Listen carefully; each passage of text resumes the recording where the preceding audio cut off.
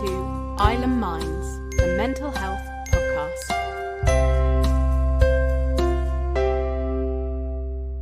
Please note, these episodes deal with topics that some listeners may find distressing. For suggested contacts, please see the show notes on our Facebook page after this episode. Good evening, Hannah. Good evening, Tia. Good day. Good day. That's a strong start. I love that with our podcasts, they are to a point structured, but the one thing that we could write a whole essay on how we start it, and we will never ever be able to just start it. I kind of love that I never know how our openers are going to go. Like, I never know. And it's every time it's like a great surprise. Oh, I'm just a gift that keeps on giving. You are. You keep it fresh. I'll get it on a t-shirt.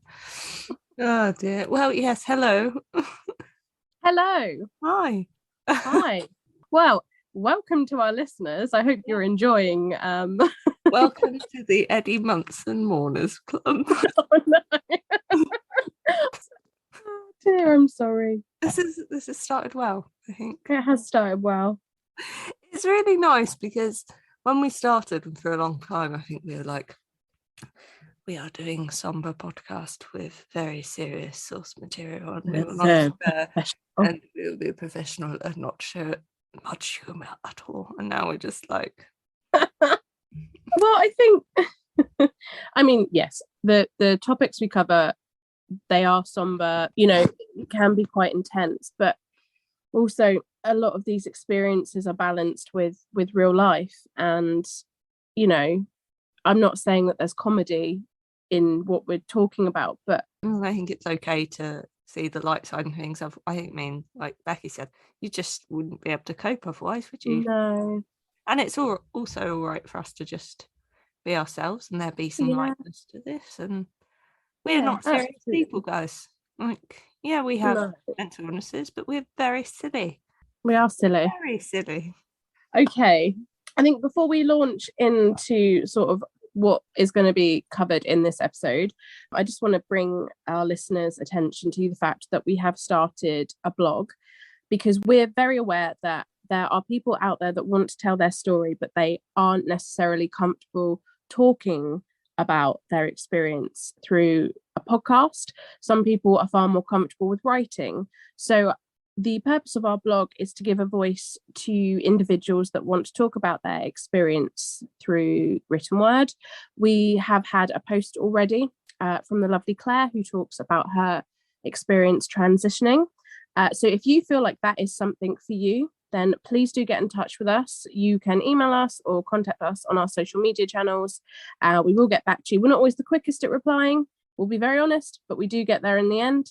And we would love to hear your stories that way as well. So, yeah, absolutely. Thank you for setting it up, Hannah. It's brilliant. And I loved Claire's interview. And I think it's a really great idea, because it's not only being comfortable speaking, but also gives people the opportunity to tell their story anonymously if they aren't comfortable. Exactly. And just to say, all of our details are on show notes and social media, but if you do want to ping us an email, it's islandmindsthepodcast@gmail.com. So there you go, you've got no excuse now. Unless you don't want to do it, which is a very valid excuse. Which is fine. I am slightly worried that people will already be fed up with my pre-recorded "please leave reviews" message. So instead, you're going to get a fresh one every time. You're welcome. But yeah, please leave us reviews. It means the world to us. It really helps the podcast as well. It helps it grow and us get even more listeners. Not that we don't love the ones we have, very dear to us. But it's always nice to have more. So yeah, if you can, even leaving stars is great, but we love the comments. We love reading them. It absolutely makes our day. So yeah, if you enjoy it, or if you've got any feedback, please rate and review us. You can do it on Apple Podcasts, Spotify.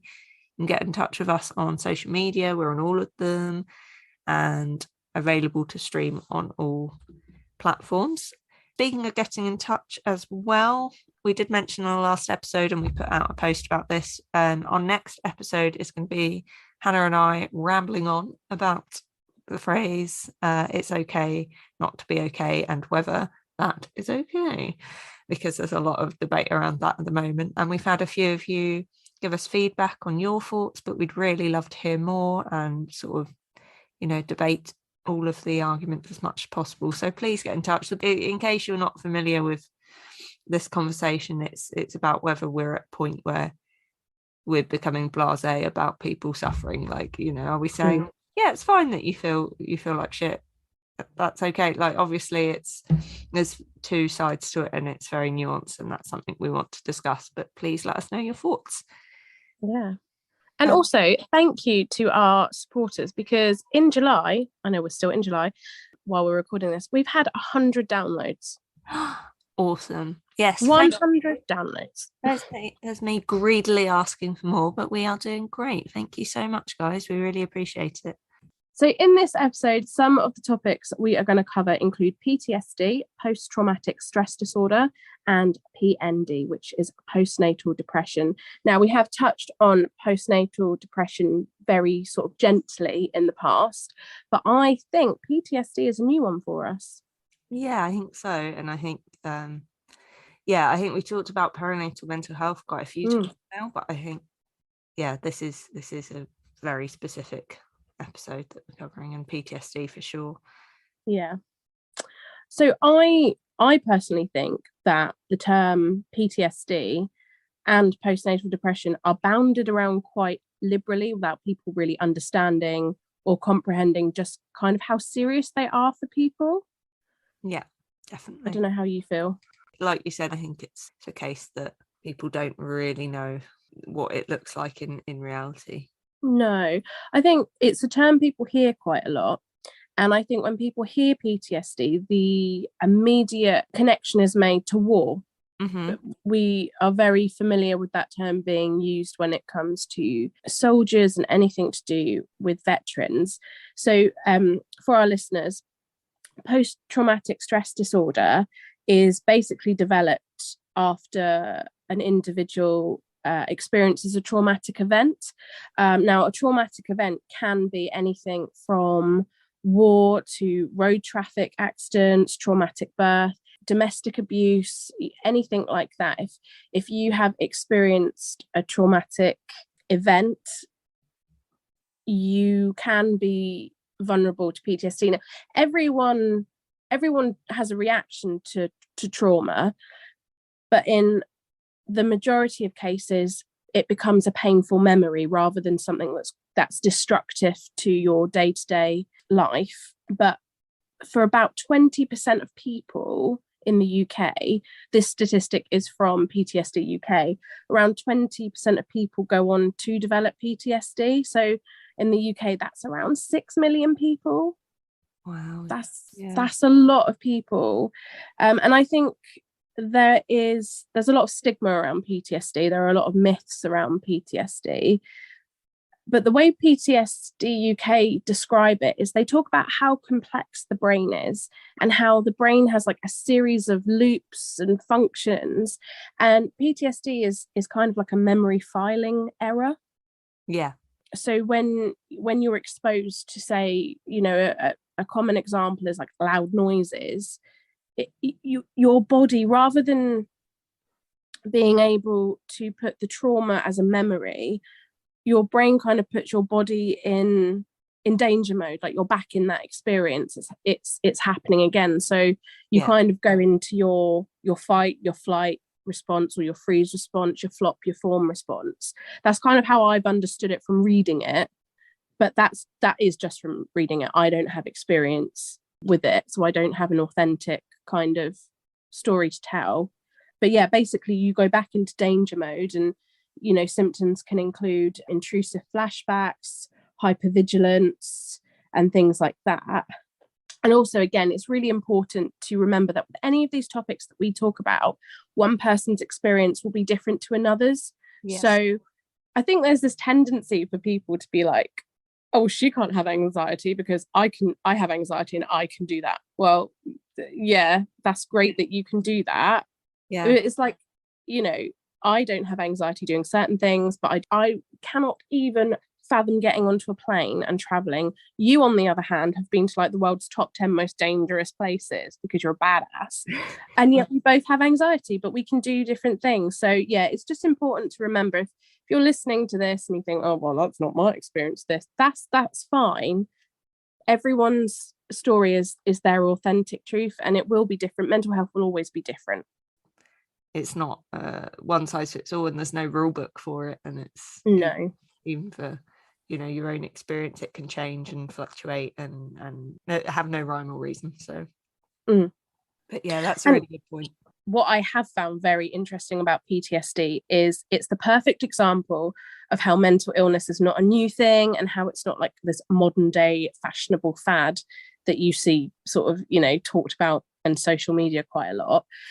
So the title of PTSD is quite a new one. That's only been around since the 1980s. However, prior to that, this illness has had a variety of different names, and I think the most common and the most well known is shell shock.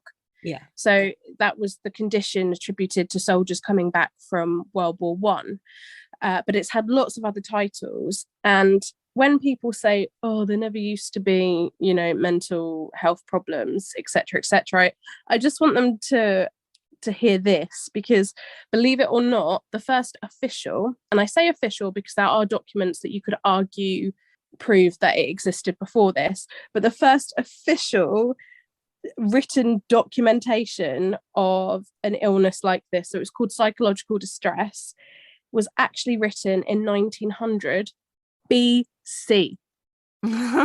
BC. Wow. So that, you know, these are not new things. You know, this argument gets thrown around so often, and I'm like, do you think maybe that the culture's improving and people are actually just more comfortable talking about the fact they have it, rather than it throwing being them in an asylum? Yeah. And, you know, like, you don't get to decide whether people had it before or not. They just might not have spoken about it, or it might have had a different label, like you said. I feel so strongly about this when people are like, oh, yeah, I'm not sure they do have anxiety though. I think they're like doing it because other people are, or it's trendy. I'm like, I'm sorry, have you been in their head? No? Yeah. Okay, you don't get to decide them. No, you do not get to talk for them. That's not okay. But yeah, PTSD is so complex, and we could probably do a whole 2-hour episode just on PTSD. Yeah. But in sort of a nutshell, that's kind of sort of my understanding of it. Obviously, our lovely guest is going to talk about her experience. Yeah, and Chelsea, you know, talks about it at length and does a fantastic job in the interview. And obviously, she also talks about her postnatal depression. Obviously, postnatal depression it's a bit close to me, in all honesty, which does make it a little bit difficult for me to approach. But I'm sure most of our listeners are aware of what postnatal depression is. It is depression developed after the birth of a child. And it can develop up to a year after, generally. I'm sure there are examples of it happening post that, but generally it's accepted that, you know, it happens within a year of birth. And so there's this kind of idea that postnatal depression isn't as severe as depression generally, and that's a myth. That is untrue, and I think it's because it gets mixed up with the term baby blues. Yeah. So baby blues is very common, and it happens to a lot of new time parents. However, the baby blues tends to only last for about 14 days post birth. Yeah. And it's very normal. It's still very unsettling. It's a very unpleasant experience, but it does end quite quickly. If your symptoms are prolonged and they go on past that, that's when you need to talk to your health visitor or your GP, because it is possible that you have developed postnatal depression, and it makes you feel rubbish emotionally, mentally, physically. You know, not only are you having to deal with the fact you've just become a parent, maybe for the first, second, third, fourth, fifth, sixth time, and so on, but you're also dealing with this with depression, which is difficult on its own. There's also the myth that it's just hormonal. It's not. There are actually a lot of factors that contribute to postnatal depression. Of course, your hormones are all over the place. They do not help. But there are other things such as, financial worries, if you don't have a supportive network of people around you, isolation and loneliness, which, I'm very lucky. I do have friends and family that have been very supportive, but I have noticed I have lost, a bank of support. And it's fine. Not everyone is baby minded, and I get that, but it is not just hormonal. There are so many factors that go into causing postnatal depression. Men can't experience it. That's another myth. Postnatal depression is depression because of the birth of a child, and it's not just one person becoming a parent. 2 people become parents. Men can experience it, and that is completely valid. Yeah. There is a tendency, and I'll be very honest, I totally relate to this. There is a tendency to gatekeep the feeling, because as a woman, we're the ones that have gone through the 9 months of what I can only describe as hell. And then you go through the birth, you go through all that. So it's very easy to gatekeep that. It's very easy to want to protect. That was my experience. That's why I feel this way. Why do you feel this way back? When you take a step back and you understand this is a huge change, not only for you, but for both of you, it's very understandable that it can affect your partner. So that's something that I've had to really learn, tell myself, keep, and really work on to try and be better supportive to my partner and things like that. I've written this one again just because it really irked me, but it's just the baby blues. It's just so much more than that. And actually 1 in 10 women, this is from the NHS website, 1 in 10 women experience postnatal depression. Perinatal mental health is such a, it's something that hasn't really been looked after very well in the past. And they're trying to make huge strides in it now to try and bring the quality of care for perinatal mental health up. But I was just going to say, I think one of the hardest things for people to understand with postnatal depression, and what must be one of the hardest things for the parent, is struggling to bond with the baby. And that can, in some cases that can go to the most extreme, that incredibly sadly, parents have been known to harm or even kill the baby as a result of postnatal depression. Yeah. So it is a really serious thing. And I think that's, obviously they're very different, but I guess it's kind of like that thing you found with pregnancy where people were like, oh, it's a lovely time, enjoy it. And they just can't possibly comprehend. No. That you just can't. It can't be. Yeah, that it can't be, that actually you're going through something serious and that this experience isn't picture perfect. It's such a strange thing, because you want it to be lovely. You want it to be this amazing experience that everyone sort of tells you, but if it's not, it's not. Yeah. And that's okay. I mean, I don't know if I've ever said this on the podcast before. I might have done, but my great grandmother actually she died by suicide at the duck pond at St Mary's due to postnatal depression. That's so so I had that in the back of my head as well. I was aware that had happened, and it wasn't that I wasn't worried about. I have a very good support network. I knew from day one I was going to be very well supported, but it's so sad. It's so sad. And that's okay, it is in the past, but it's not, we're not talking centuries in the past. Yeah. It happens all the time, and that's the shocking thing. It's not an old thing. It's not something that we've managed to eradicate. I was just going to say, as I didn't say in that list, I was talking about the harm that can lead to with the baby. Mothers can also end their own lives, and that's there's cases of that still happening now. Actually Chelsea talks about this a lot. She does such an incredible job, and I'm so proud of her for sharing her story. But she talks about feeling suicidal, and it got to a point where she was on her way to end her life before, thankfully, some family intervened, and she managed to get herself well. But it does happen. Yeah, it does. And I think because a lot of people are unaware of that, they really don't understand the severity you know, the fact that this in itself is kind of its own pandemic and perinatal mental health, there's still a long way to go. What I've discovered from my experience with the perinatal mental health service, which was fantastic, it was just out of this world.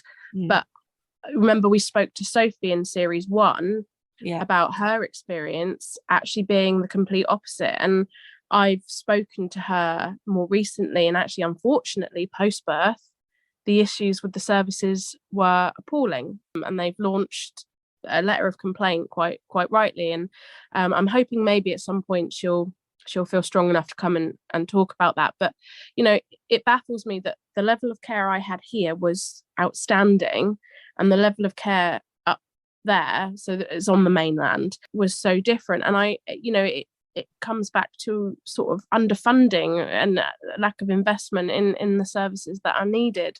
It's not the staff, because, you know, there's only so much they can do. There's only so much ground they can cover. Yeah. So Chelsea had a very negative experience here. So, it does, it varies. And we always say this, people's experiences aren't necessarily reflective of services as a whole. But after her interview, I was all fired up about this, and sort of like, mental health services in general. And me and my husband were talking, and he said, "Do you think we're in a mental health crisis?" And I said, "Yeah, absolutely." Having reflected on it, like, because I always say, and I work in services and I see this, I do think it's staffing, I do think it's funding, I think those are fundamental, but I also think there's an education and culture element to it that needs to coincide with those improvements.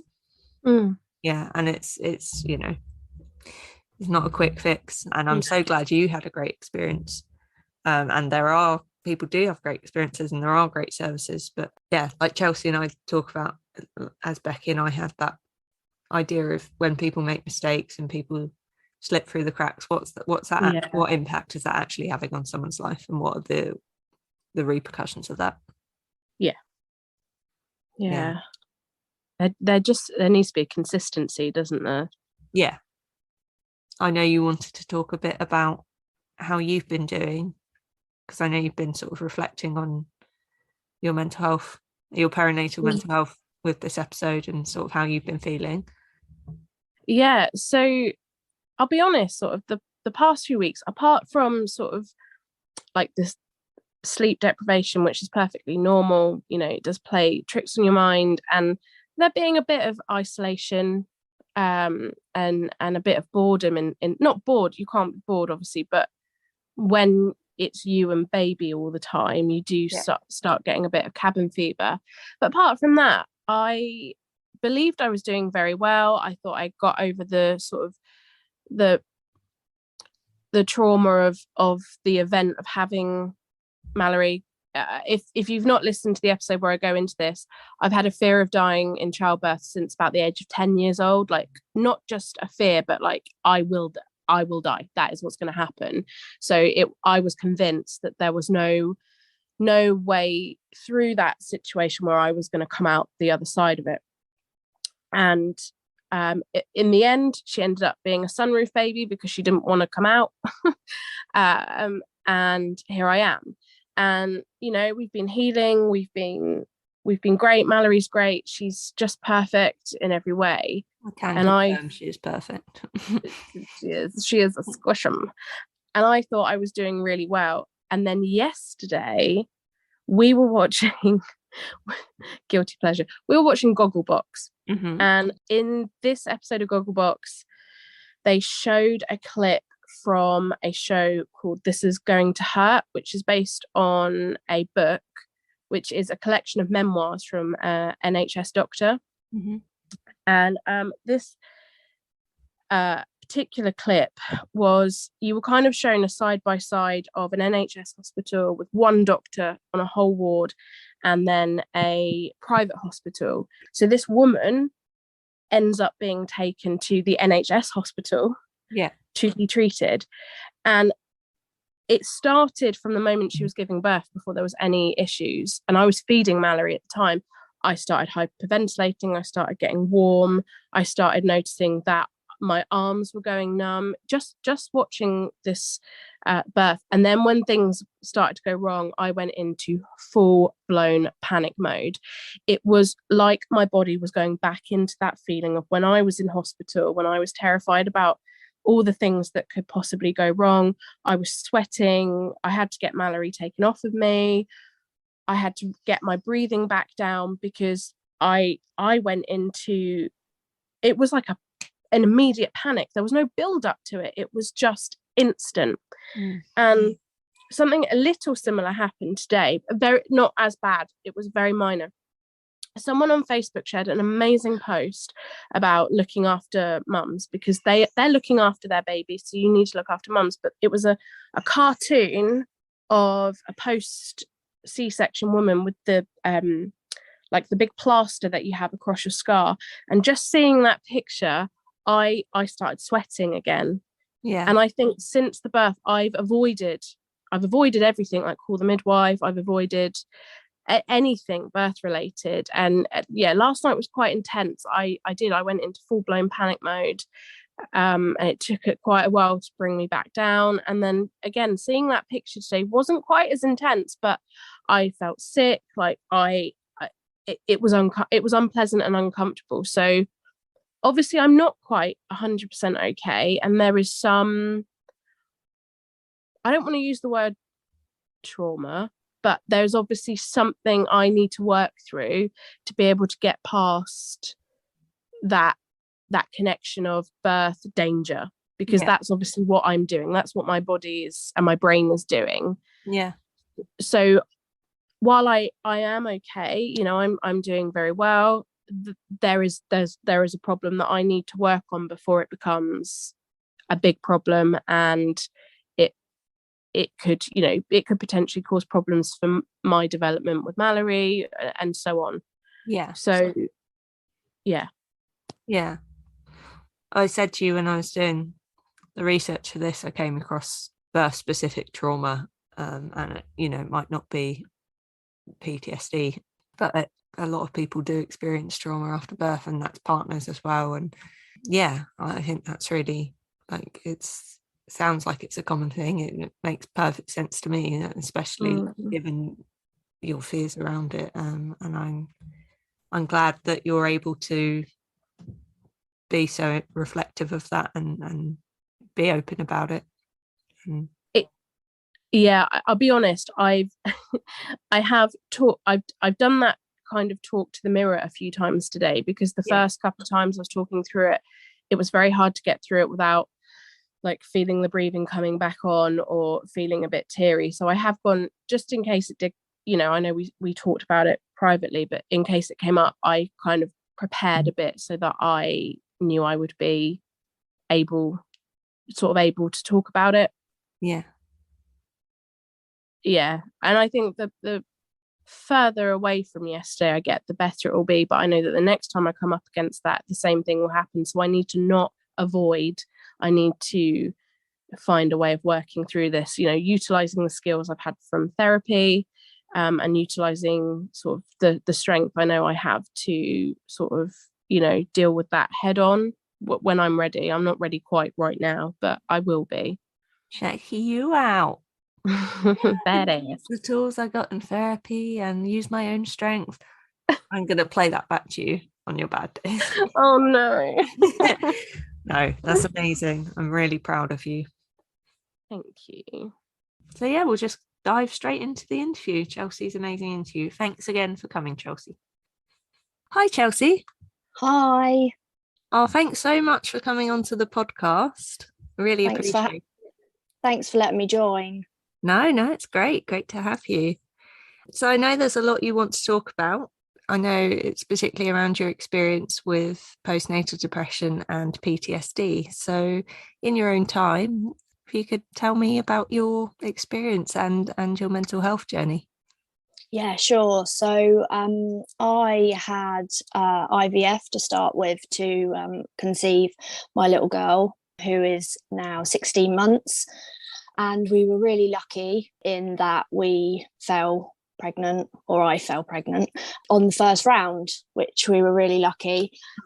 Unfortunately, I've suffered miscarriages in the past, and I started to have a bleed, and obviously went in to the early pregnancy unit, and was told that, you know, they could see a faint heartbeat at that time, because it was too early to hear, because with IVF you find out you're pregnant like straight away. And then I went back again because I started to bleed even heavier, and unfortunately I was told that it was an outgoing pregnancy, and yeah, that was kind of it. Then that was kind of in the July time. I didn't feel very well at all. I remember saying to my mum at one point, you know, you've got to make me feel better, because I literally feel like I'm dying. I'd never experienced it before in my life. I couldn't eat, I couldn't sleep, I couldn't move my head off the pillow. I felt horrendous. And I remember going up to my partner's mum's house just to get away for a little while, because obviously with IVF, the things your body goes through, and then to be told that you've been pregnant and you're no longer pregnant was quite difficult, and trying to think of, oh, I'm going to have to go through this again, and etc etc. So we got off the island for a little while, and while I was there, I felt like I had passed something, and so I just assumed that was the pregnancy over. Yeah. Still didn't feel very well for ages. Got to probably the end of August time, still didn't feel very well. So I went to the doctors and was told that I had like low iron, etc etc. So it got to, must have been in the October, and I phoned the fertility clinic and said, look, I just still don't feel very well, and I don't really know what to do. And they said, just leave it a little bit longer, because sometimes it can take a while for the medication etc to get out of your body, and we'll be looking at going again in sort of January, but we need to have like a clear couple of cycles before you can do that. So it got to November and I still didn't feel right. I hadn't had a period either, so I just didn't feel right at all. And I phoned them and they said, you know, we think you need to come over for a scan now, to see what's going on. So I went over there on the 11th of November, Remembrance Day, and they said that basically there was a baby growing inside me. So, but obviously they only dealt with women who were pregnant kind of up to the 12-week mark, and just said to me that, and obviously it was COVID, so I'd gone in on my own, etc. And they just said to me that, yeah, this baby is way further along than 12 weeks. So I was referred back to the Isle of Wight NHS to have a scan, and it turns out that I was 22 and a half weeks pregnant. Oh my goodness. Which turned out that it was from the IVF. So there'd been a misdiagnosis there. Wow. Then I had like 3 months before I was giving birth.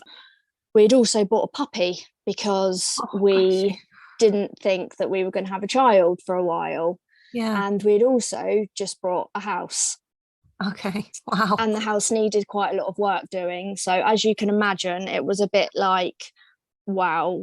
What I remember me and my husband just wandering through Southampton in a little bubble thinking, oh my God, like, I don't know what to think, but I'm just so grateful. Like, this little person inside of me has gone through where I've been not eating, not looking after myself, and they're still there. Yeah.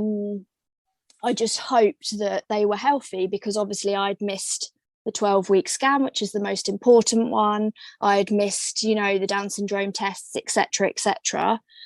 So yeah, I had my scan back here, and they were able there and then to tell us. They asked us if we wanted to know, and I said I can't deal with any more surprises, so I just wanted to know what gender it was, and we were having a little girl. So yeah, it kind of felt like a whirlwind, really. But obviously I was so grateful that this miracle, she, I still call her a miracle now, had held on through all of this. And I do to this day still wonder, was it a twin? I'll never know the answers to that question. So then, unfortunately, at 36 weeks, I developed preeclampsia. Oh, okay. And I ended up having to be, and it was COVID again, so I was on my own, and I ended up going in, and that was it, not coming back out again. And I was incredibly unwell. They couldn't get my blood pressure down. Okay. So I went on to like an IV drip, and I had a traumatic birth. I kind of was just not with it because I hadn't eaten or drunken anything, and being induced, kind of, you just hit a brick wall with your contractions, and it just like went absolutely intense, and I couldn't take it anymore. And because I suffer with B12 deficiency, I didn't want to have gas and air because that depletes your B12. So I ended up having an epidural. Unfortunately, then my little girl's heartbeat was going, and then we kind of lost the heartbeat. So they all rushed in, kind of got her out with forceps. And afterwards, I kind of lost a lot of blood. Yeah. And again, it was COVID. So, my husband had to go home for the night. And I just remember thinking I just couldn't get out of bed. I just felt so weak. I couldn't get out of bed. The staff were brilliant. They helped me. And then I remember the following day, my husband came back, and I just said to him, I just don't feel very well. And they came and they said, look, let's get you up. Let's get you for a shower. So I went and had a shower, and I just completely collapsed in the shower, and then ended up having to have a blood transfusion. Oh, wow. So it was really traumatic. I came home, and unfortunately I fainted again at home, so I had to go back into hospital. Luckily, I made them agree that if they gave me some tablets and I promised to take them, I wouldn't have to stay in again. And I was just really unwell for a good few weeks. Took me a while to, and for me this was supposed to be really exciting. I was supposed to be enjoying being a mum. This was something that I'd always wanted, and it just wasn't enjoyable. I don't ever remember anyone coming out and speaking to me about, I remember being left a leaflet, but I don't ever remember somebody coming out and speaking to me about, how much your babies cry. So she was an angel for the first 2 weeks, and then that 2-week mark hit, and she just cried and cried and cried. I mean, she would cry from 5 o'clock in the evening to 11 o'clock at night every night. And we just didn't know what to do. Then unfortunately she got to around 3 months, and she just wouldn't take her milk. And I remember not feeling listened to by people. They weren't listening to me, and I just knew something wasn't right. She would take an ounce and then projectile vomit it up. And I remember, I used to have to sit there and wind her for hours after I feed. And then by the time that had happened, it would be her next feed. And it just, wasn't enjoyable in any way, shape or form. So I remember going to the doctors and saying, something isn't right.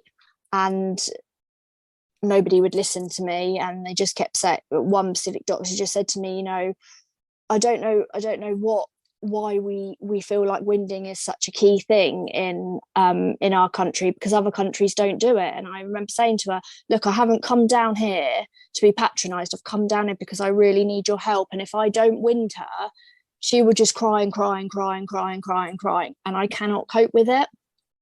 And I remember her giving me this milk, which was obviously for allergies. And I remember thinking, I know she hasn't got an allergy. It's not an allergy. But again, nobody would listen to me. And it wasn't until I phoned my health visitor and said, look, she hasn't had a proper wet nappy in 10, 12 hours. There's something not right. And she said, you need to phone, because I'd phoned 111 the night before and nobody had got back to me. And I remember phoning again and saying, look, my health visitor has said, if nobody listens to me, then I'm just going to bring her through, because clearly she's getting dehydrated. And the call handler said to me, okay, I just need to go and speak to my clinical supervisor or whatever they are. And, came back and said, yeah, we've spoken and we think she needs to come in. But before that, I just need to check that she's okay. And I said, oh, yeah, she's okay. She's sleeping. And she said, yes, but I just need to, like you to go and physically see that she's okay. Yeah. So I remember me and my husband coming in the bedroom, and she said, I said, she's asleep. And she said, if you shake her leg or, move her arm, does she wake up? And we did it and there was nothing. And then she said, right, okay, like lift her leg up and drop it. We did, there was nothing. She said, okay, like rub her tummy like a bit more heavier. We did, nothing. And she said, right, get her out. And like, so my husband had to like get her out and go to, as if to drop her to see if there was any, and she kind of just like rolled her eyes in the back of the head and didn't really do much. And she said, right, yeah, you need to bring her through now. And we were like, right, we don't want an ambulance or anything because we don't trust anybody. We will bring her through in our car and bring her through. And yeah, she was severely dehydrated. The staff couldn't get her to drink. We still to this day don't know what was wrong, if anything, and she had just got dehydrated. So there was something else that we had to deal with.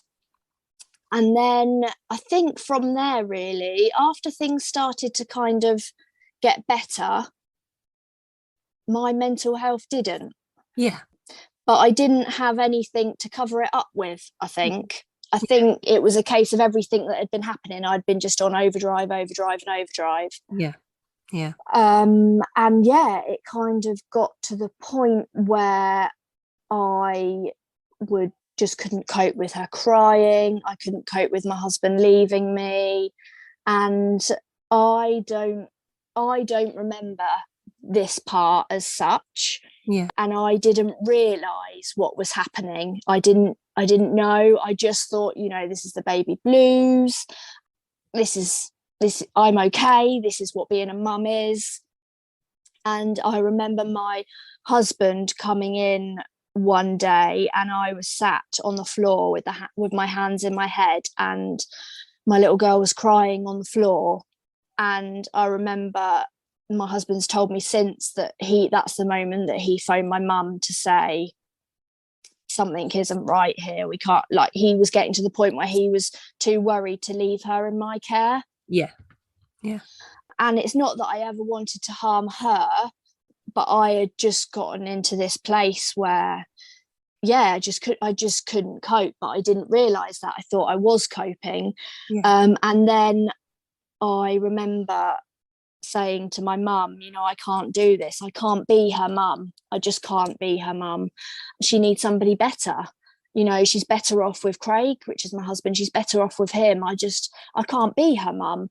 And that's when my mum said, right, we need to do something about this. And so we went through to A&E and spoke to a mental health worker. And I just remember thinking, they're going to take her off me. I just don't want to be here anymore. I just didn't see any other way out other than it was just simpler if I left, because I wasn't good enough for my family. I wasn't good enough for my friends. I just wasn't good enough for anybody. And then I remember sitting on my phone and Googling how many tablets it would take for me to take an overdose and not wake up. And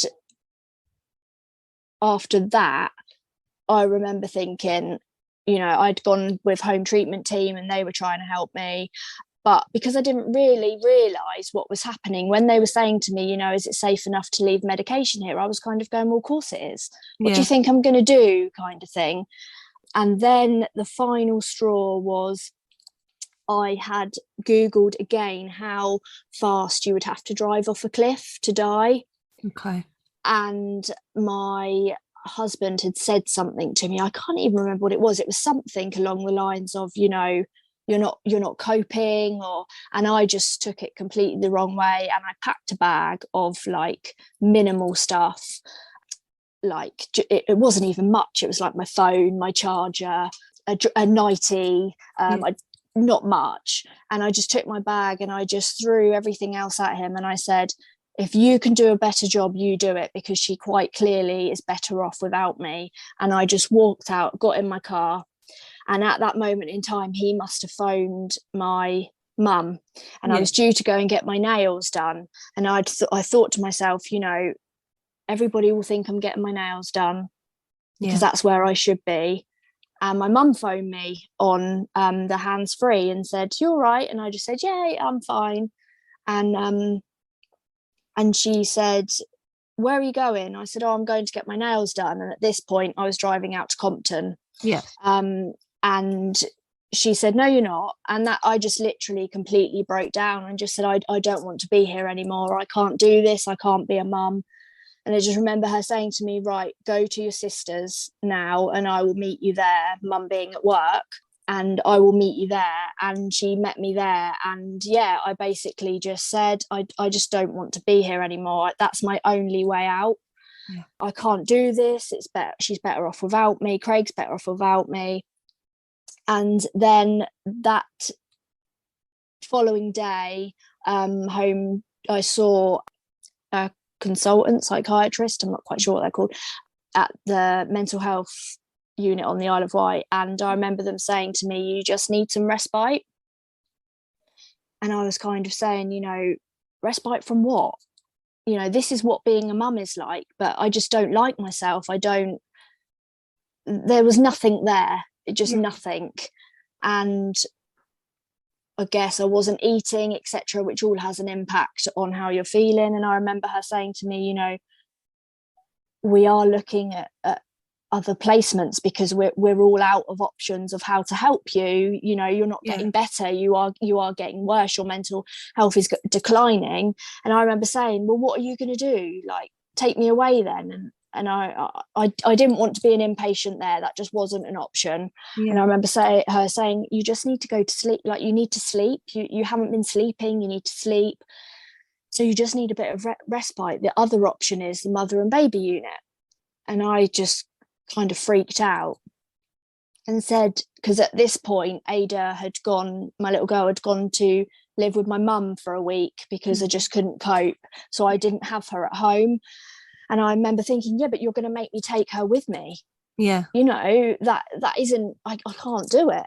Yeah. And the following day, my mental health nurse came round and said that I'd been accepted into the mother and baby unit and that I would be going the following day. And it was kind of like, I remember my friend coming round and saying to me, "You have to do this, Chelsea. You have to do it. You know, you are so unwell. This is your only option. We need you better." And after that, I don't really remember that evening, if I'm honest. I remember my sister took me for a McDonald's and that's about it. And then the next day, my mum and Craig took me to Winchester because we don't have any provisions like that on the Isle of Wight.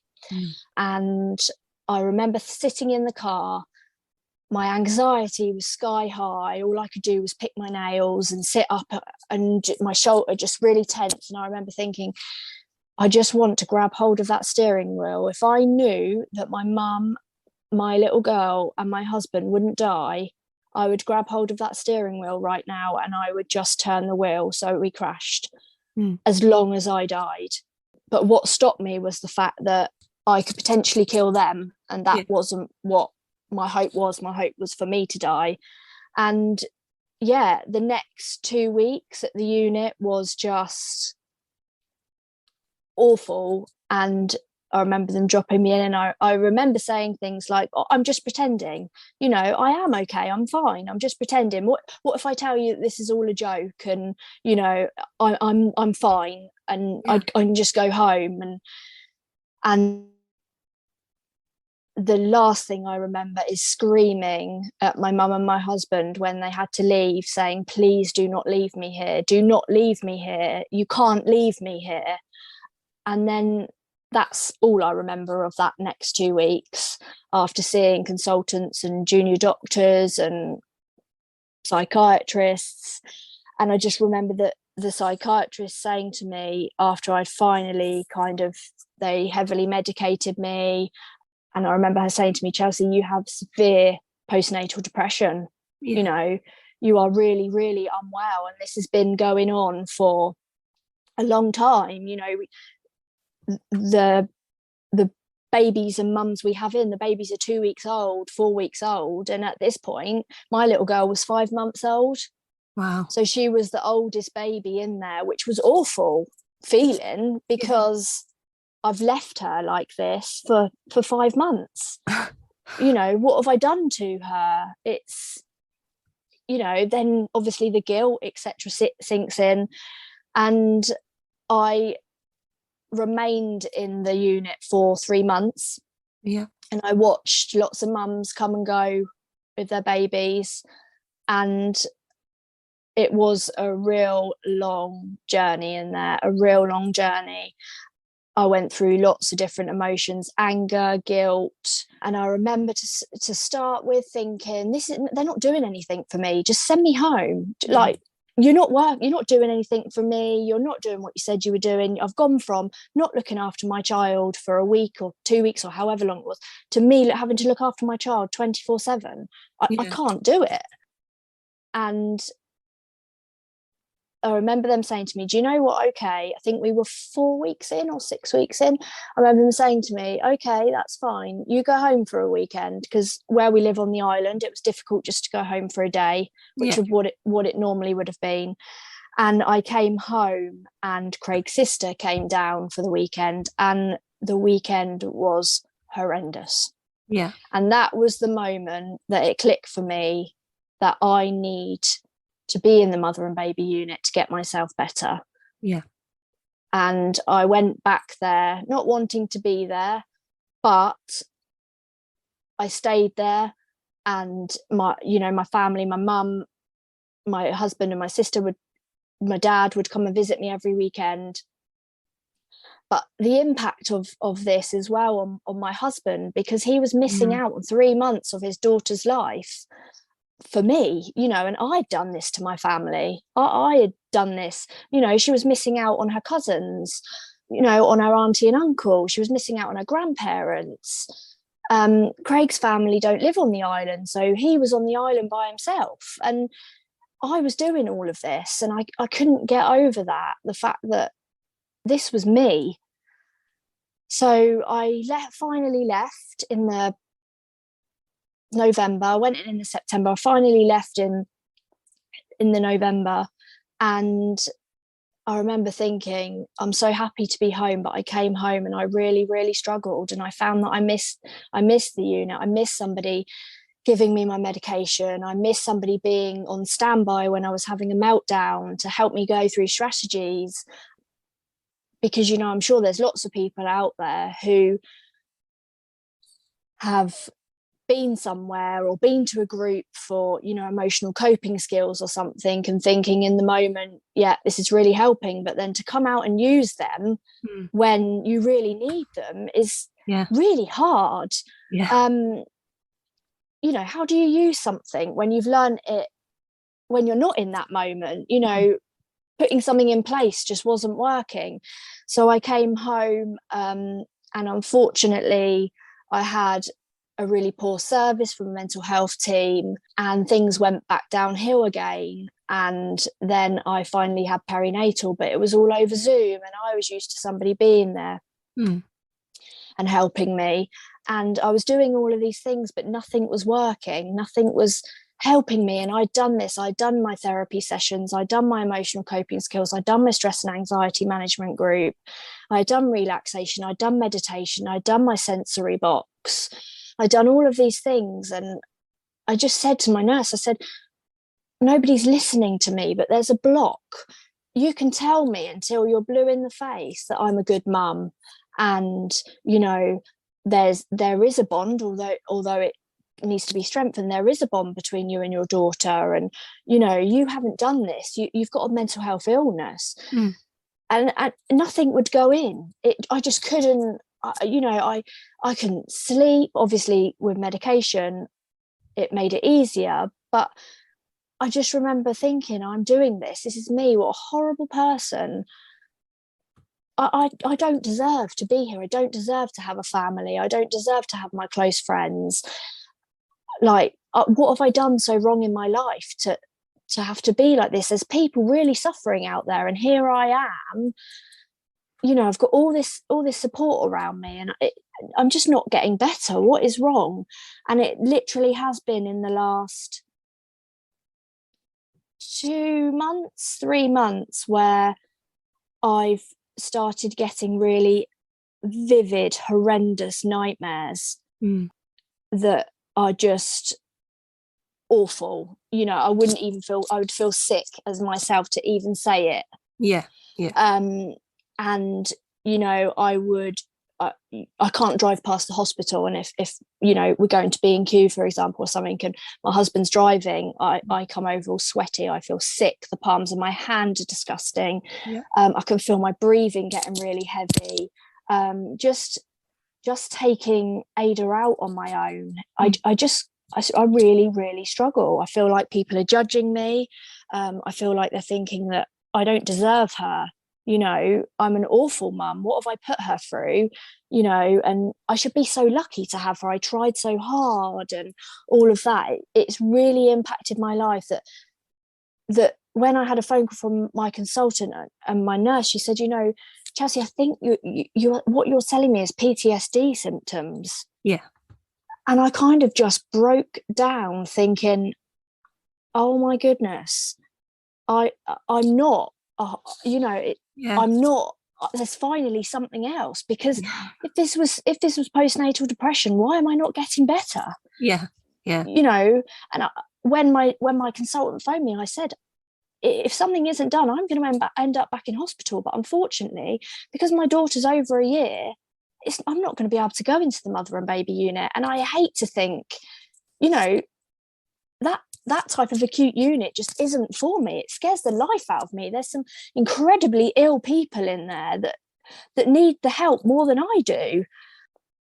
And when she said that to me, I just said, I need somebody to say to me, yes, it's PTSD, or no, it's not, because that could just completely change the way I move forward.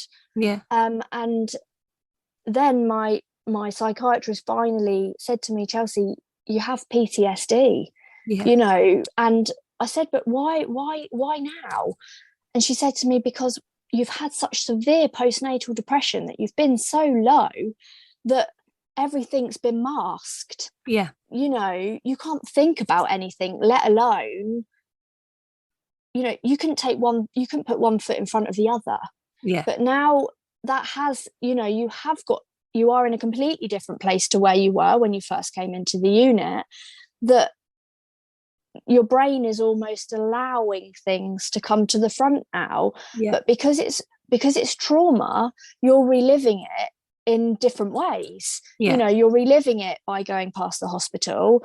You at night time, when you relax, your brain is trying to process things, which is what's coming out in your nightmares, you know.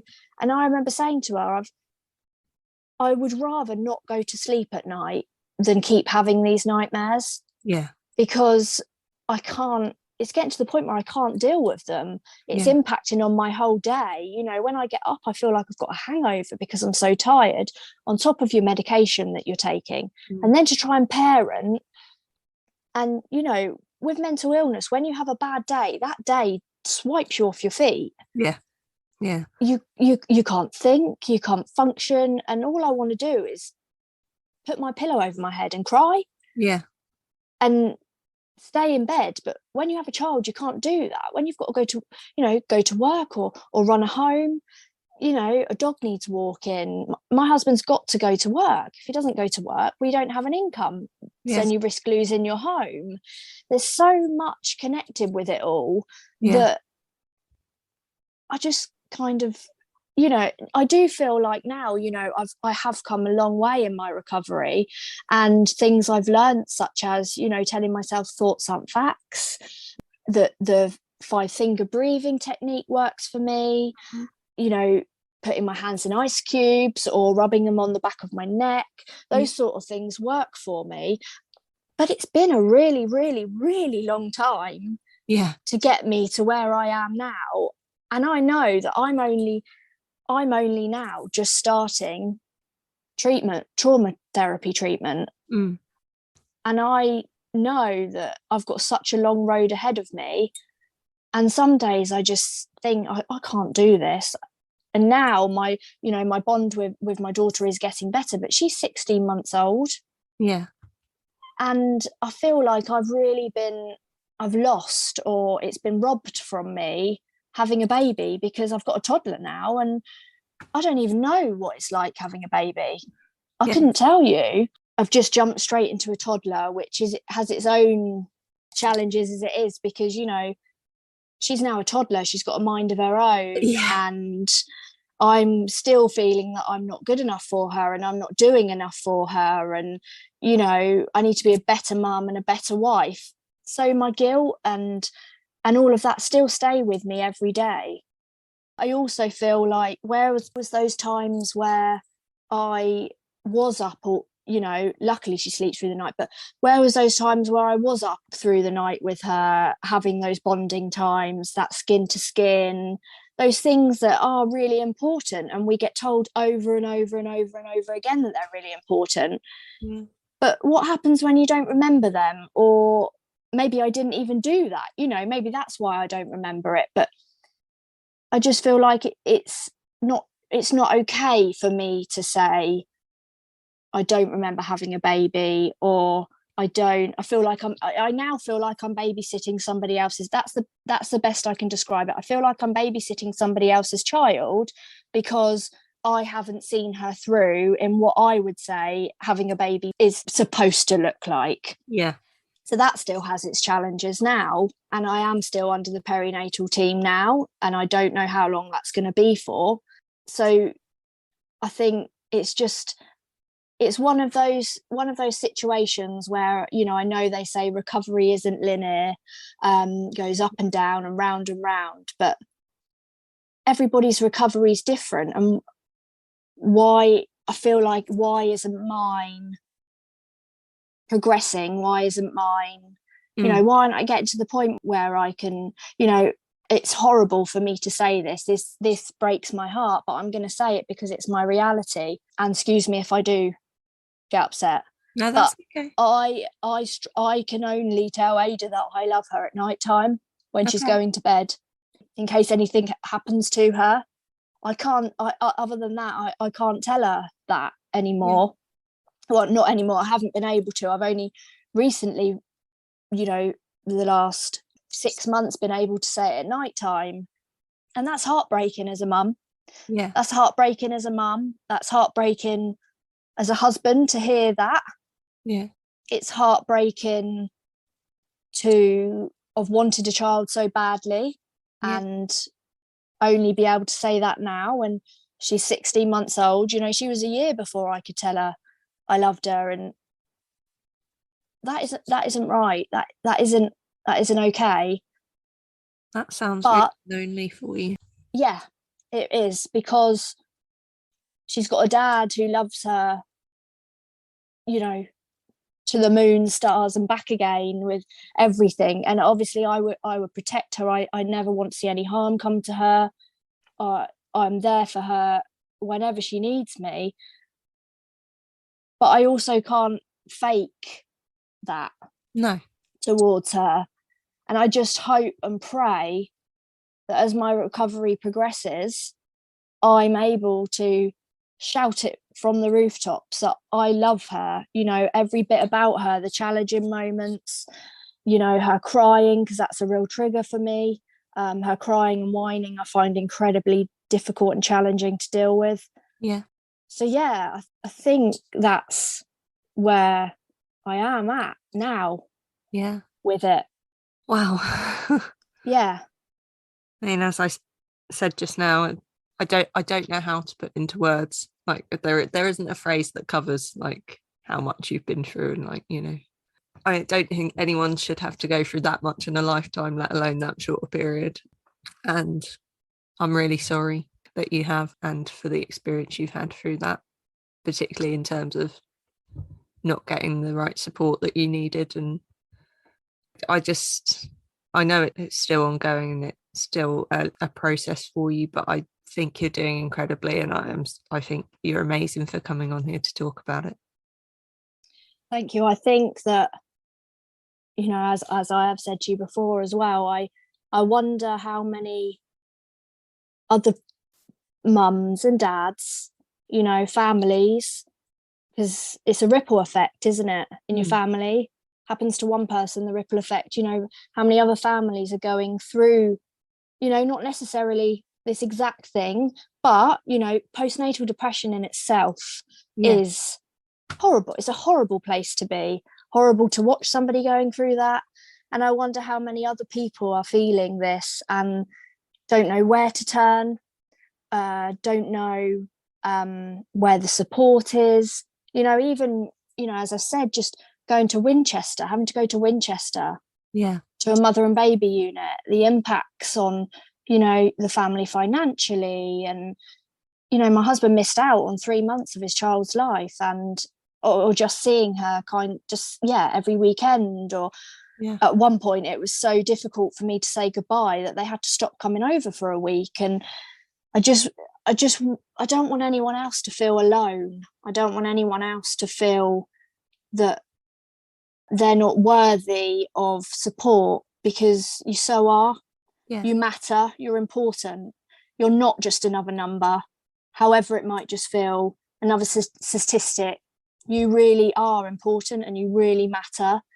And if this just helps, by listening to this, if this just helps one person, even just to think, wow, I can lift those bricks off my shoulder, you know, then I know this has been worth it. And I will share my story over and over again if that's what it needs to help somebody else, help a family. You know, if there's a husband listening to this that thinks, you know, we're 4, 5, 6 weeks in, and you know, my wife's really struggling, or, you know, if there's a wife listening to this and that her wife's really struggling, and I just want everybody to know that it's okay to not know. You're not supposed to know. You don't know what you don't know. No. And, you know, obviously I'm not a mum, and I haven't been through anything like what you've been through, but I think in a general sense, when you're severely mentally ill, it's when you're right in the middle of that, you can't, you know, how can you possibly understand what's going on, how it started, and what you're feeling? And it's just overwhelming, and it's a lonely place to be, I think. And that's even without realizing. Because you're in crisis, you don't know and, you know, sometimes that's when I really struggle with, you know, you've got the crisis line number, you can call that, but to do that in that moment is really difficult. And to actually articulate what you're feeling. I've often felt like, you know, obviously, again, not to compare in any way, but my lowest moments, I feel like I have 10 million thoughts in my head and cannot think of a single one to express how I'm feeling. That's spot on. Think of a single word. No, it's so many people, don't they, say, oh, but how are you feeling? And I remember sitting there in one of my therapy sessions and thinking, I don't even know what happy and sad mean at the moment. I can't tell you how I'm feeling. And that's when they said to me, you know, but how are you feeling in your body? And that's how I was able to articulate how I was feeling, because I couldn't think of what sad meant, or happy meant, or angry meant. And there, you know, there's so many other feelings out there that, you know, there's secondary feelings, isn't there? And then there's the primary feelings. And I was never taught that at school. No. I just knew that right now I wanted to die. I didn't know what I was feeling. But we're expected to. We are expected to. And also, I don't know if you experience the same, but you know, it's almost a case of, I'm out the mother and baby unit now, so I should be okay. But I'm not, and I have good days, and I love my good days, but those bad days feel like a brick smacked me in the face. I always call them in my head write-off days, And I'm Yeah. just like, this day needs to end because nothing good's Yeah. going to come from it. I'm going to have to No. start again tomorrow. Yeah. And that's what I have to tell myself now. I have to say, you know, tomorrow is a new day. Yeah. Today is a bad day is just a bad day. It's not a bad week. It's not a bad month. It's not a bad life. Yeah. It is a bad day, or, you know, it is a bad morning, or whatever it might be. And tomorrow is a new day. And I have to carry around cards with me that say, you know, thoughts aren't facts, and stop. You are more than this emotion. And I still have to work on some of the things that I've been taught back in the mother and baby unit, and I often wonder, will I have to do that for the rest of my life? Yeah. And I sometimes don't think there's enough out there for just how much a mental illness. I'm not necessarily saying mental health, because we all have mental health. Yeah. You know, we do all have bad days, and that is part and parcel of being a human and having, you know, such a crazy brain and the pressures of life. But a mental illness, it really does flip you upside down and spin you around and throw you back out again. And I'm a completely different person now, completely different person. Some of that I do think for the positive, I really do. But yeah, some of that I really wish I didn't have. Yeah. It's really hard to explain, but, you know, I still say to people, I'm the most well I've ever been. But I'm probably going to have this for the rest of my life. And every day, even on my good days, I have to fight to be well. Like, it's a constant battle. Yeah. I'm not even, you know, always aware of it, but I am exhausted after everything. You know, getting to a place where you're well requires putting in all of that work constantly, like you said. Yes. Like, obviously, you know, for you it's particularly intense at the moment with carrying cards, and I really hope, you know, you can get to a place where that starts to become thoughts you can, you know, and then that becomes automatic. And but it's so hidden, isn't it? You know, I remember saying, when I went in the mother and baby unit, I remember saying, I'm wasting your time. You know, I'm completely wasting your time. And I'll never forget, one of the nurses said to me, Chelsea, if you had a broken leg, you'd have to go into hospital, you'd potentially have an operation, and people would see you were in a cast, and you need a wheelchair. And that could be like that for 6 weeks, 8 weeks, you know, 3 months, 4 months if you've had an operation. She said, how is that different? Yeah. Just because you can't see it, you, like me as a person, feel every little bit of it. Yeah. In my body or in my head. Yeah. But other people can't see it. Yeah. And I think it's not until the close people around you can go, oh, that's quite a fake smile today, or you sound a bit fed up today. Is everything okay? But you can't expect everybody to know that. No. And the impact on everything, you know, the impact on my friendships, the impact on my work, the impact it has on everything is, you know, I've become quite resentful now to, you know, the reasons why this all started and where my PTSD's come from, because it's changed everything. And I just, I would love to carry on doing my job, but I just can't. Yeah. Yeah, I just think it's a real lonely place for people. And I just hope that, I mean, I listen to your podcasts anyway, and every time I listen to one of your podcasts, I don't necessarily feel sad. I feel less alone. Thank you. That's exactly what we are aiming for. So that's really lovely to hear. Yeah. And that's exactly how I feel, because I feel like these are real people dealing with real issues that have been courageous enough to come and share this. And now I know I'm not on my own. But I don't feel sad for them, because I feel that's quite patronising. I don't want people to feel sad for me or sympathise for me. Yeah. I just feel proud of them, and I feel less alone. So thank you for doing your podcasts. You're welcome. Thank you for listening, and you've, you know, your support on social media is really lovely as well. Thank you. But yeah, that's, you know, this was Hannah's baby you know, from the get-go, we always joke she just dragged me along for the ride. I mean, we joke, but it's fairly accurate. Yeah. I'm not particularly verbally articulate. No, but then I don't think you need to be, Tia, because it's the reality, isn't it? That's what I love. I love that it's real. Yeah. I think we had to laugh when we started to say two people who hate talking on the phone starting a podcast just sounds ridiculous, but yeah, it's our aim was always to just, if we even one person, to make them feel less alone. And it's obviously, you know, I got one in front of me saying that, and that's lovely. 100%. Yeah. And I think you're absolutely right, and you telling your story will hopefully, you know, help other people feel less alone. Well. And that's why I've always been a very private person. But I decided that with this, I feel like I'm doing something if I'm sharing my story and sharing reality. And that's why I then have set up my Instagram now so it's public, because I am real on there.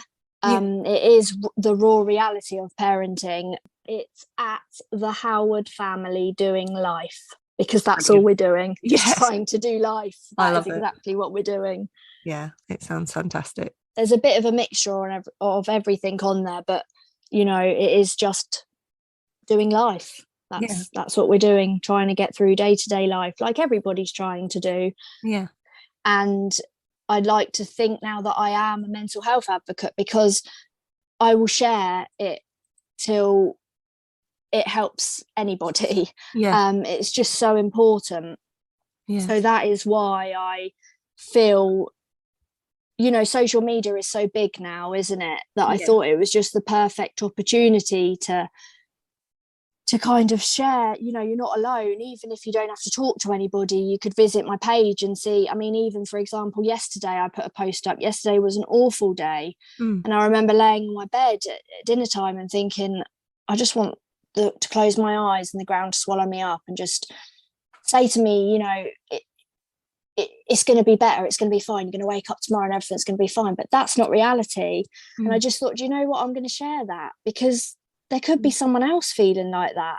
And even just to read it, if you feel not alone, then that's been worth it for me.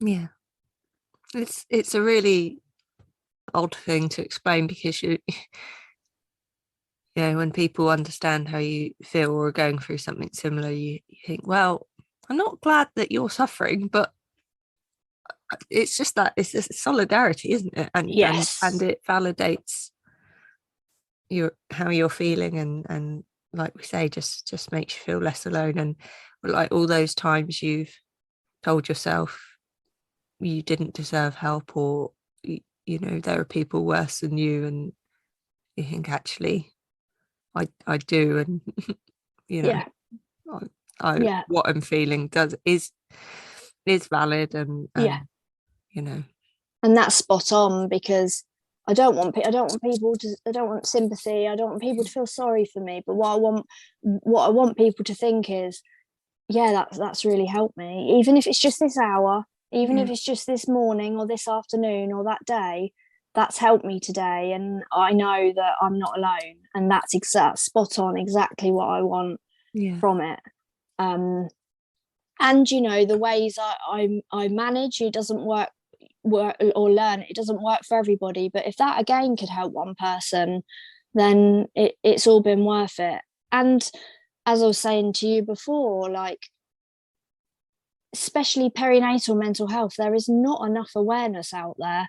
There's not enough support, not just for women going through it, but their partners, you know, their parents, the other siblings, to have to go to Winchester, you know, to get support. And then, you know, for there to be no nurse on the island for a while, and have to be over Zoom. I get COVID, etc. But there's not enough support, and it's not good enough. No. It really isn't good enough. Yeah. And I know all the issues that are going on and the systems and that, you know, but these are real people, these are real lives, these are real families. And we would save so much money if we tried, you know, not to fix it from the beginning, but to be out there, to be aware, to know that you haven't got to get to crisis point before you can go to a support group, or exactly. you know, if you're having a crap day today, you can come down to the support group and you can, this is what we need. And this is my aim. My aim is to try and do something for the Isle of Wight, and I will not stop until I get something going, but it does take a while. Yeah. And it's such a long process, but I want everybody to have somewhere to go if they need to. You know, you might not get anyone there, but that week that you do turn up, you've got to keep, you know, that who run it, you've got to keep turning up and turning up and turning up. You know, I've got a lack of trust for professionals now because of what I've been through. So to have a professional, you know, taking a support group or something, that wouldn't work for me. So it's about what works for people. We've got to find what works for people, because at the end of the day, they are the people going through it. Yeah.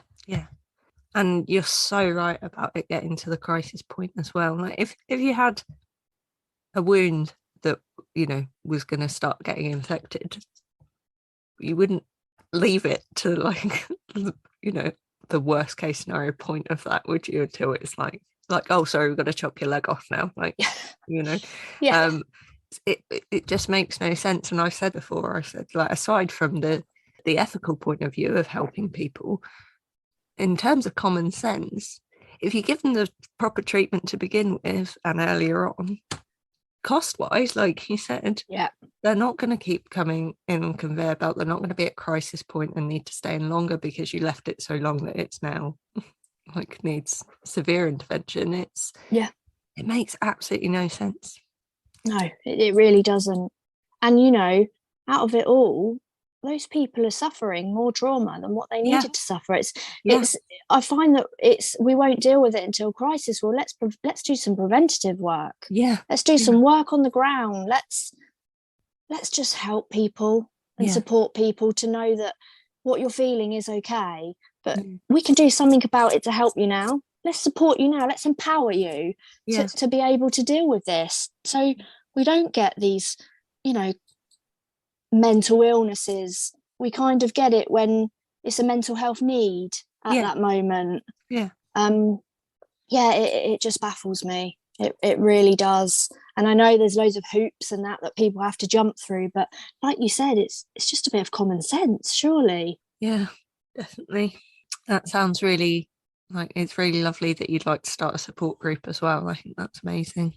It's a really good goal to work towards. And well needed. Hopefully it will happen. Fingers crossed. Make sure you're, you know, not ignoring yourself. Exactly. That's what I just need to get a bit further in my recovery, so that I'm, you know. And I think the thing is, I did a live on my Instagram a couple of days ago, and I said, you know, I'm not a medical professional. No way am I a medical professional. I'm going through lived experience. So therefore I need to look after myself as well and safeguard myself. Yeah, absolutely. But I also feel like there's so much I can do. Yeah. That balance, isn't it? Definitely. And we've always said the same. This is why our podcasts are so, like, there's no set schedule. We just have to play it by how we're feeling. Yes. We've got to look after ourselves. Definitely. And everyone does. Thank you so much, Chelsea. It's been amazing. Honestly, cannot thank you enough. And I really think this is going to make a difference to people. No, I really mean it from the bottom of my heart. Thank you for having me on, because as soon as I started listening to your podcast, I was like, I've got to get on there. I've just got to do it. You know, and that's something for me to say, you know, I've reached a goal. I've been able to share my story, and, you know, you guys have got lots of followers, so, you know, it will get out there to loads of people. And I'm sure, was it 1 million listeners you had? Oh, I wish we're at 1,000 downloads. 1,000 downloads. That's what it was. I mean, I'll take 1 million if you've got different. 1,000 downloads or something. Yeah, I'm sure I read something. Yeah, you know, honestly, I've just gone. That's still, like, you know, and as we said, one person was our goal, so everything. Exactly, but that's what I mean. Yeah, like, that's incredible. Yeah, thank you. So yeah, thank you so much for having me on. You're so welcome. If you have been affected by any of the topics covered in today's podcast, please see our show notes on our Facebook page for our suggested contacts. If you're interested in talking on our podcast, please get in touch through the Facebook page. We'd love to hear from you. Stay safe, you wonderful people.